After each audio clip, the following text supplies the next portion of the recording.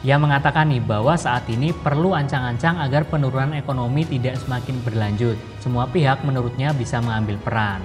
Buat yang baru gabung, jangan lupa like, subscribe, dan nyalakan notifikasinya untuk mendapatkan informasi seputar bisnis, keuangan, dan mindset sukses.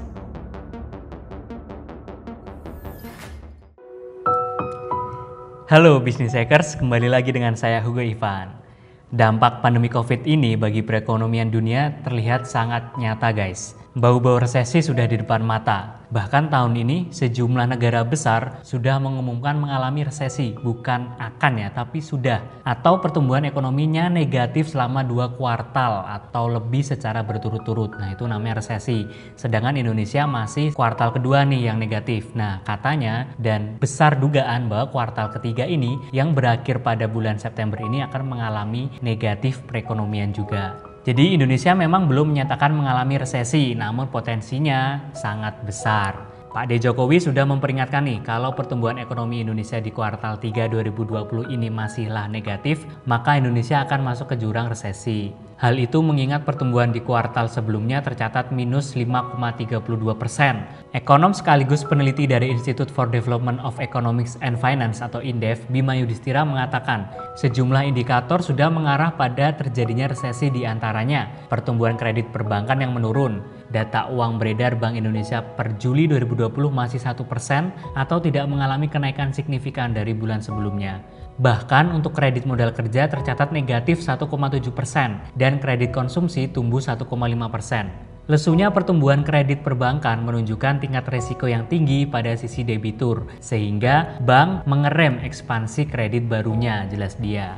Indikator yang selanjutnya adalah data deflasi Juli dan Agustus yang menunjukkan daya beli masyarakat yang masih tertekan, atau artinya daya beli masyarakat masih rendah nih. Bima menjelaskan jika resesi benar-benar terjadi, maka sebagai konsekuensinya akan ada banyak masyarakat yang kehilangan pekerjaan dan pendapatannya akibat adanya pemutusan hubungan kerja sepihak dari perusahaan. Nah, lalu apakah bisnis yang bisa bertahan? Jelas saja, bisnis di ranah digital dipandang sebagai satu lahan nih yang menjanjikan di masa sulit ini, karena masyarakat banyak memenuhi kebutuhannya melalui platform digital. Menurutnya, motor ekonomi yang prospeknya bagus ketika terjadi fenomena work from home dan pandemi yang angka positifnya masih tinggi adalah bisnis online atau bisnis digital. Ia mengatakan nih bahwa saat ini perlu ancang-ancang agar penurunan ekonomi tidak semakin berlanjut. Semua pihak menurutnya bisa mengambil peran. Wah, harusnya bukan saat ini ya, udah dari awal tahun harusnya ya, biar nggak resesi ya kan. Nah tentu saja kita harus berpikir positif dan mencari jalan keluar atau solusinya.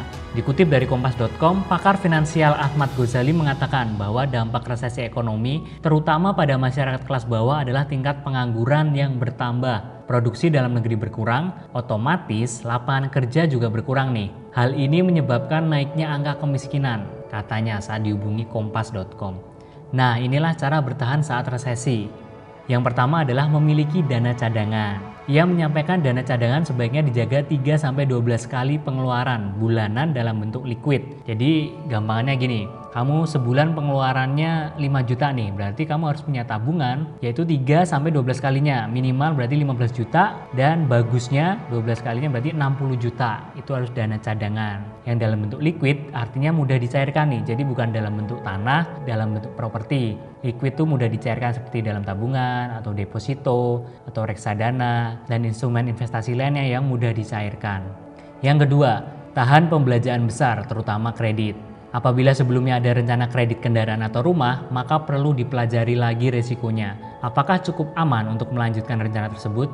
Jangan terlalu memaksakan nih, misalnya menggunakan dana cadangan untuk bayar DP. Intinya dana cadangan menjadi sangat penting, jangan terpakai untuk hal lain dulu. Bahkan kalau bisa ditambah dana cadangannya.